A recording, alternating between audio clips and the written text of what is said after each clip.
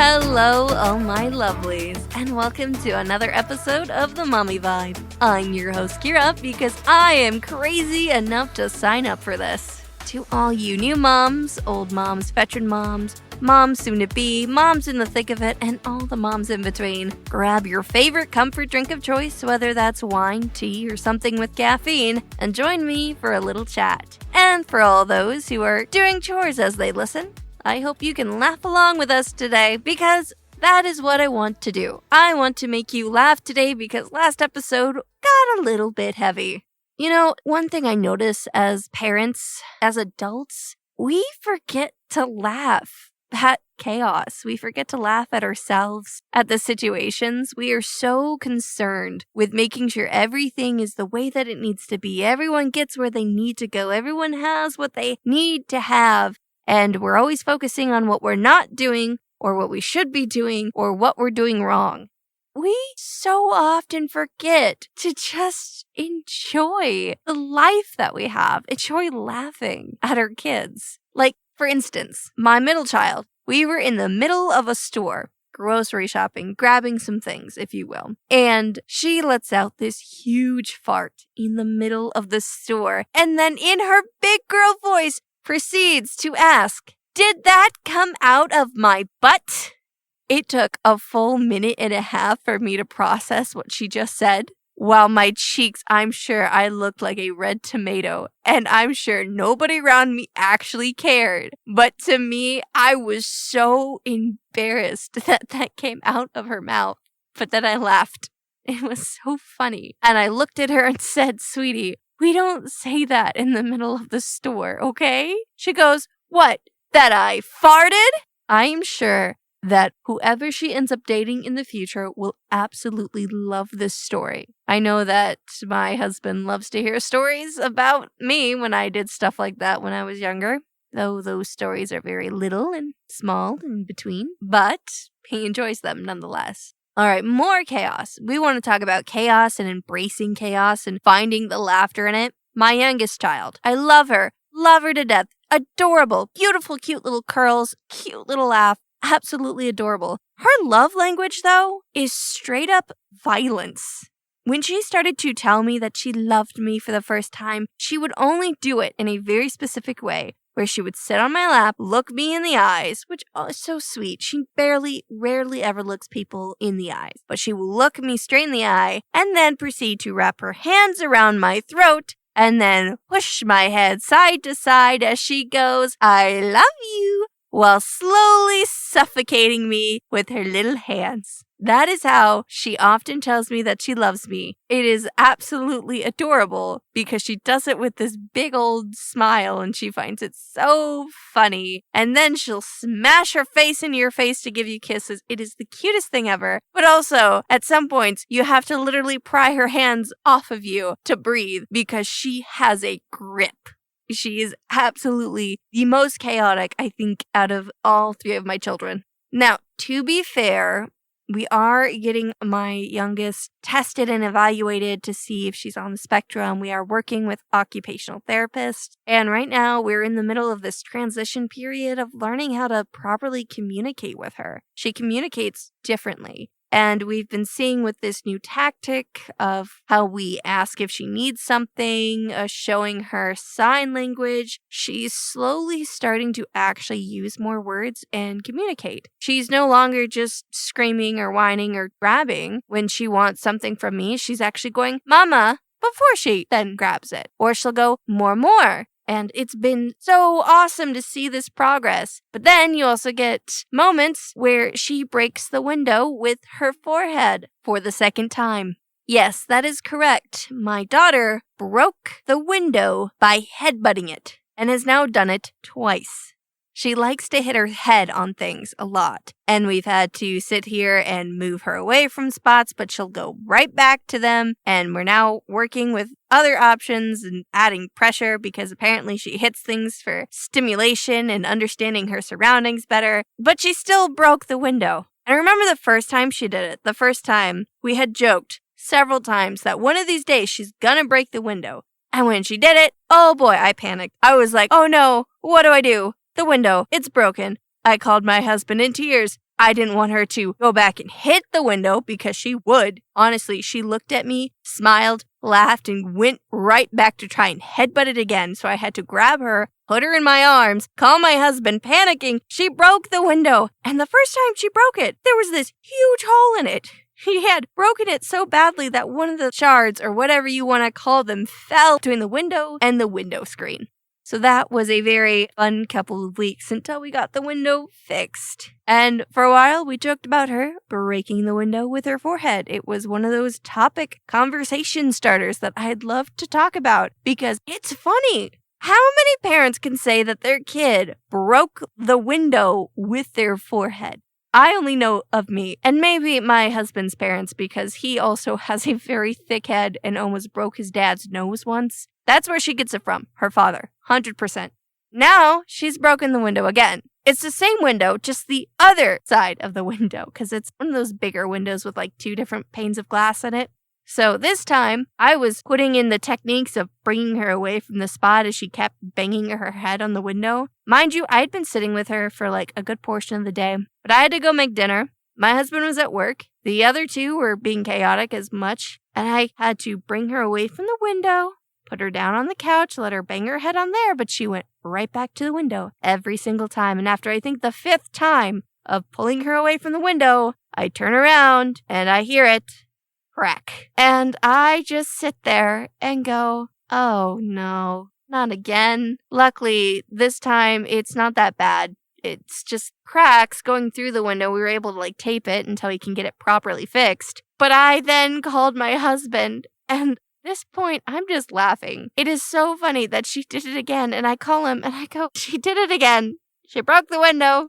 I can hear my husband. Are you kidding me? Nope, she did it again. I tried to get her away from the window. She kept going back, and now she's laughing at me. It is so funny. You have to laugh at these instances because you know that the 2-year-old did not mean to break the window. In fact, she probably finds it funny because it made a funny sound. She doesn't understand that's expensive to replace, that she could have hurt herself. She just knows it made a funny sound. And now mommy is doing funny things as she tries to keep me away from the broken shards of glass.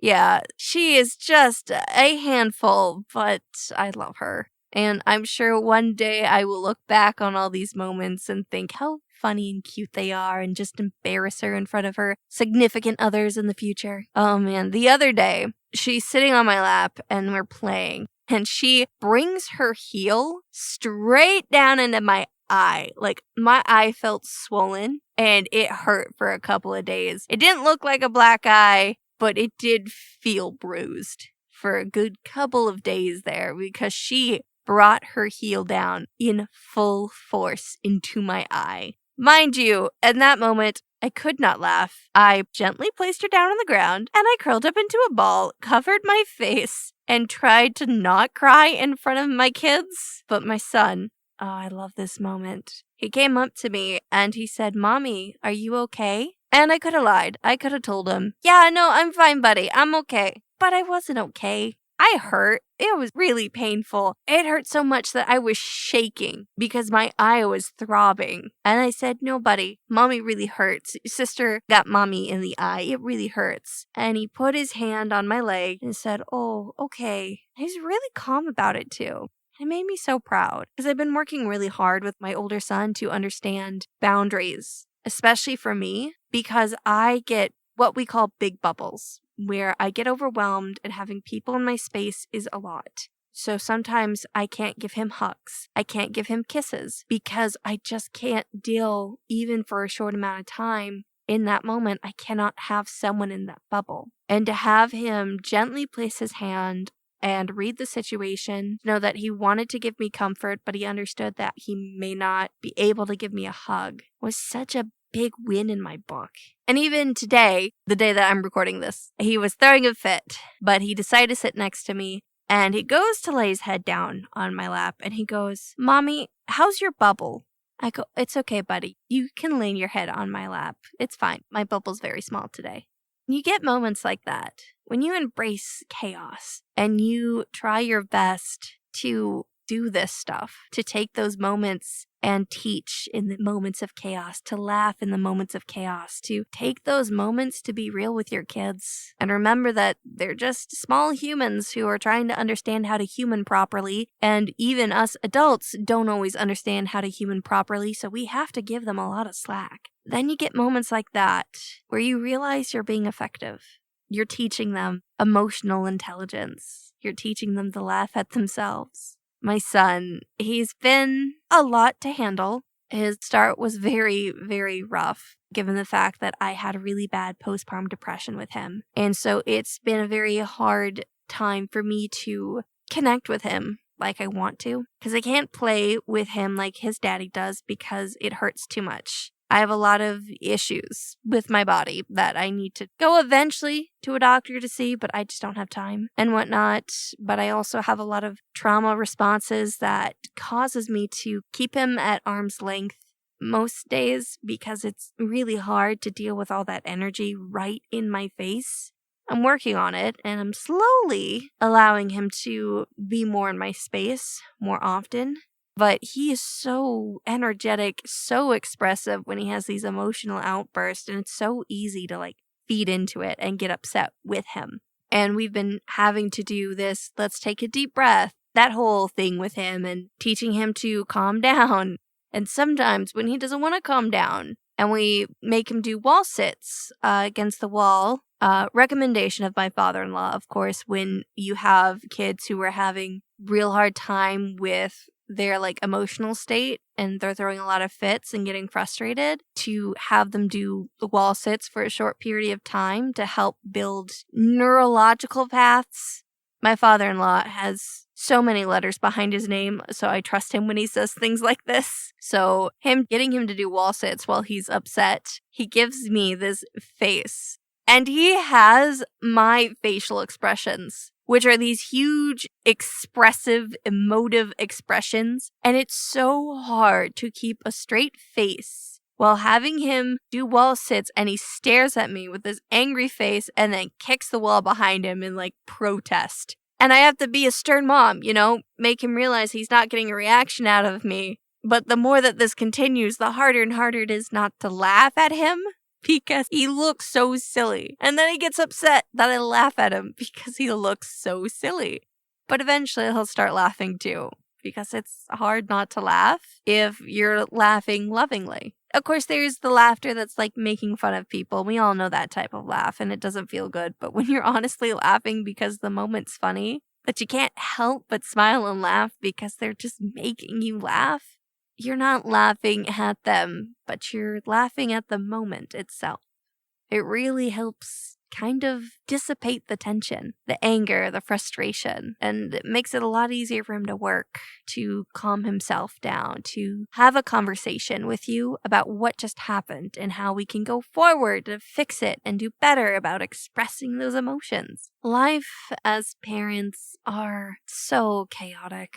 It is so hard to just keep going day by day in the same routine. It's so easy to get caught up in everything. It is so easy to worry about grades for school and schedules and jobs and work and finances. How often do we forget to play, to be kids with our children, to show them the realness that is you? Because you weren't always all work and no play. You weren't always the person who had to take care of the dishes and the laundry and make sure that the schoolwork is done. There were times where you used to laugh all the time, I bet. There were times where you would dance to a silly song, sing top of your lungs really, really bad, play imagination games. Don't you just miss those times? Wouldn't it be great to have those times with your kids? Because right now, this is their time to do that. This is their time to create with their brains, to have fun, to sing to silly songs, see you dance, see you have fun. We need to teach our kids to have fun when they get older, because if we don't, then they'll just continue the cycle of whatever we're doing. And I think I'd much rather want my children to pick up on those good things of enjoying dancing to songs and enjoying themselves, to be proud of who they are to be proud of what they like to do and their hobbies, to build passion for what they like to do. Yes, there are times that we have to be realistic, and I always thank my mother and my father for being realistic with me very often. I don't often talk about my father in a positive light, but one thing he never did was he never shied away about being honest about how life was with me. He never shied away from telling me how he saw things and how it was for him. That even meant telling me about when he used to do alcohol and drugs and bleached his hair. My father never even went to high school, mind you. And he says that he was never in a gang or he never led gangs, but he literally had 2 different street names growing up. And he tries to tell me that he was never in a gang. He used to lead the gang, all right? A gang of hoodlums. Yeah. My father, though I have issues with him, very interesting character. And I do remember that the times that he would play with us and laugh, of course, I always ended up with him getting upset, but I do remember there were times of having fun and laughing with him and enjoying just being a kid with him. I wish I had more moments like that with my mom. And I wish that I can remember a lot more fun times as a kid. If I look back on all my photos, I'm crying in a lot of them. So I want to make sure a lot of the photos that we take of our kids is them laughing. We need to laugh. We need to enjoy our lives so much. Don't forget to laugh. Don't forget to enjoy these moments because these moments will fade. These moments will get lost. The time will just slip by and you'll blink and all of a sudden it'll be gone.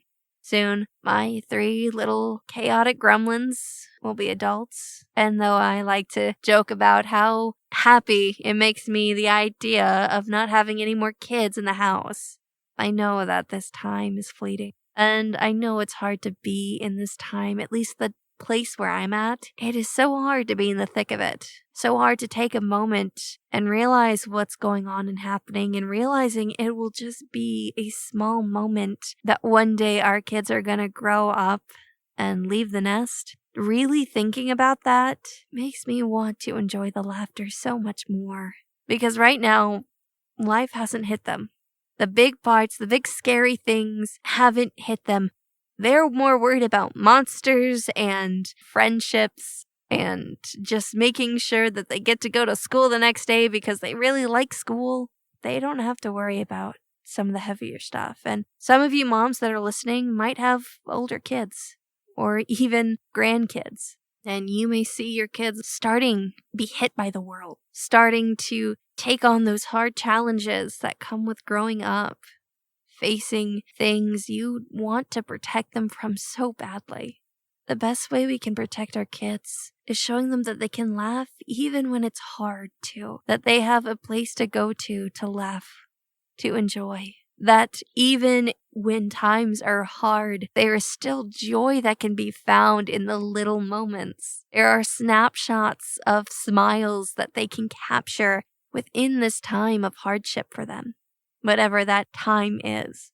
And for all you young moms out there like me, and this is specifically for young moms who are having a very rough time of it because they feel so inadequate because of their age, because they feel like they're still kids themselves, maybe. It's really okay to feel that way, but you have to learn to laugh at it. Laugh at your mistakes. Laugh at when you goof up. Don't let your responses every time to when life happens to be shutting down or giving up or running away or hiding. Look the chaos straight in its face, embrace it, and laugh because it's honestly funny. And I'm sure one day you'll look back at some of these moments that you panicked and got all upset over, and you'll laugh because it was just so funny. There was no harm in it, no danger, but you felt it was the end of the world at that time. And I'm sure you can think back sometimes when you were a kid and think, this is the end of the world. And you look back at it now, and it was the silliest thing to think the world was ending. We have to keep that mentality for our kids. You may feel like you are going uphill and you're falling flat on your face, but you have to laugh every time you trip. Because if you're laughing, it's a whole lot easier to get back up, even if you are the only one picking yourself up sometimes. Take a moment and just laugh. Appreciate life. Laugh at everything you can think of. Make a list of things that are funny, that happened to you. List everything funny that happened that past week and just take a moment and laugh and enjoy it. Think of everything today that could make you laugh and laugh. Laugh as hard as you've ever laughed before. Let your neighbors hear you because you deserve to laugh. It's great to laugh. Laughter is the best medicine. We really do forget to enjoy life's moments like that. To embrace the chaos and just take it all in. Moment to moment, take it in, even when it feels really hard. And I know I am saying all this stuff, but I promise you I'm still learning it myself. It is not something that is just simply done overnight, but it is a conscious choice to make as a parent, as a mother, to consciously look at when life is getting hard and stressful and finding moments to find that laughter. Those moments of play and enjoyment. Those moments that you can sit there and hold over your kids' heads when they are dating and being adults and embarrass all their friends and loved ones with funny stories. Stories you can tell at their perhaps future wedding. Who knows? But if you forget to enjoy it while it's here, all you'll do is regret it when it's gone. Mothers, we are such emotive people. We feel so much. We feel the world on our shoulders. But we have to remember to feel that joy and that laughter. Because without it, it makes no sense to carry the world on our shoulders. It makes no sense to go through all this stressful time just to reminisce on the moments you didn't have. So to all types of mothers out there, no matter what you look like, you are allowed to laugh at yourself. You are allowed to enjoy your screw-ups and make fun every so often. You're allowed to make dry humor, or you're even allowed to make self-deprecating jokes, because sometimes you just have to laugh at those insecurities. Because if you're the first one to laugh at it, then it's not as bad when other people point it out. It still hurts, but sometimes you just have to laugh at the things you hate. You have to learn to laugh at everything, because if you don't sprinkle a little bit of laughter into it, it makes it so much harder to carry. It makes it so much harder to trudge through. So to wrap this all up in a nice tiny little bow, remember to laugh, ladies. Remember to enjoy the moment. I think I've said that 20 times throughout this whole entire podcast, but it is important. Laugh. Laugh like the beautiful creatures you are. Thank you for joining me with this little chat. As I wrap things up, I want to remind you that you can contact me and tell me your experiences or maybe times where you laughed on my Twitter, Kiera eVoice, or on my TikToks, which are the same name, Kiera eVoice, where you could also see how my projects are coming along or what I'm up to. We also have a Discord and a Reddit that you can join a community and we can make this little village grow. So I hope to hear from you or see you in the community chats. So ladies, don't forget to embrace the chaos, cherish all the moments and memories, and stay perfectly imperfect. This is Kiera signing off, and I will see you next chat.